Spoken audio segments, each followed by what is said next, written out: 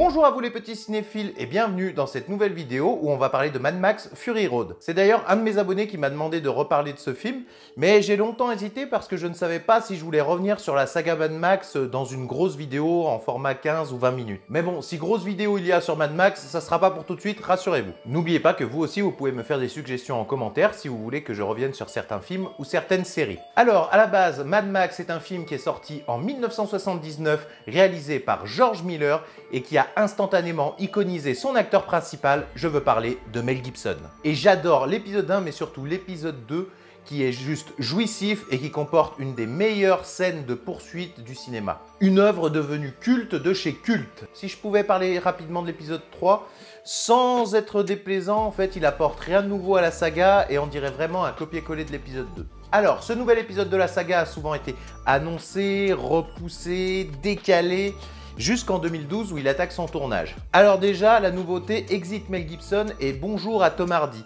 Alors vous allez me dire, difficile de faire un Mad Max sans Mel Gibson, mais on y reviendra plus tard. On apprend que Charlize Theron tiendra le rôle secondaire en incarnant l'impératrice Furiosa. Alors le film est une suite, reboot, on sait pas trop, mais on sait qu'il se passera dans l'univers de Mad Max et qu'il réutilisera son personnage fétiche. Et alors, de quoi ça parle? Après un holocauste nucléaire, la Terre est devenue un vaste espace désertique et toutes les civilisations se sont écroulées. C'est là qu'on retrouve le personnage Max Rokatansky, un ancien policier qui erre sur les routes. C'est à ce moment que Max va se faire capturer par les hommes du leader local Immortan Joe. Il va être utilisé comme poche de sang car il est donneur universel et c'est à ce moment que le plus fidèle lieutenant d'Immortan Joe, Furiosa, va enlever le bien qui est le plus précieux de Joe, c'est-à-dire ses épouses. Alors je vais pas vous cacher qu'au premier visionnage j'ai été pas mal déconcerté, moi j'avais été plutôt déçu et j'étais très surpris par le retour hyper positif de ce film et toutes les critiques positives. Alors je me disais mais ils ont complètement craqué, ok l'action est sympa mais le scénario est vraiment bidon quoi. En fait les personnages font un aller et un retour. Simplement. Et c'est vraiment au cours du deuxième visionnage que j'ai pu vraiment apprécier ce film.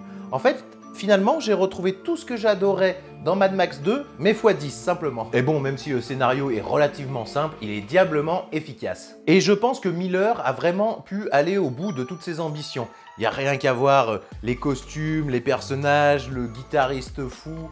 Enfin, franchement, il s'est donné à fond quoi. Et on voit que George Miller, c'est un réalisateur à l'ancienne. Les scènes d'action sont belles, vraiment efficaces et je pense que ça vient aussi du fait que énormément de plans ont été faits en prise de vue réelle et les CGI ont été utilisés que pour sublimer certains plans. Et ça se ressent à l'écran et on y croit vraiment. Et c'est marrant comparé à Mad Max 2 où les personnages couraient derrière l'essence. Maintenant, la tendance a changé et en fait, on se préoccupe plus de l'eau parce qu'on a compris que l'eau, c'était le plus important. C'est marrant. Un autre point fort du film, c'est qu'en fait, Max, je trouve qu'il passe vraiment en second plan au profit de Furiosa. En fait, Furiosa est le personnage le plus développé, c'est celui pour qui on ressent le plus d'émotions également. Elle est vraiment le personnage central et elle est brillamment incarnée par Charlize Theron, qui est devenue instantanément une icône badass. Et je pense vraiment que quand Miller a voulu faire ce film, il voulait vraiment le centrer sur Furiosa, mais il a quand même dû utiliser le personnage de Max qu'on connaissait bien et qu'on appréciait pour pouvoir introduire son nouveau personnage. À tel point que finalement le film on aurait pu l'appeler Furiosa Mad Max Story. Et j'en veux pour preuve que le prochain film qui sera réalisé par George Miller sera une préquelle qui s'intéressera sur la jeunesse de Furiosa et qui sera jouée par Anya Taylor-Joy. Mais attention, je dis pas que Tom Hardy joue mal le rôle de Max, hein. Au contraire, il le fait très bien. Mais le personnage n'est pas très développé et on n'apprend rien de nouveau sur sa mythologie, quoi. Je pense vraiment que George Miller avait fait le tour de la question et qu'il avait envie de traiter autre chose. Donc en fait, au final, l'absence de Mel Gibson ne m'a pas dérangé du tout. En bref, c'est un film diablement efficace que je vous conseille de revoir ou de voir pour ceux qui ne le connaissaient pas. Je trouve que George Miller arrive à faire du neuf avec du vieux et il a réussi à imposer son film comme l'un des meilleurs films d'action de ces 10 dernières années. Si vous avez apprécié la vidéo, vous savez ce que vous devez faire. Et moi, je vous dis à bientôt!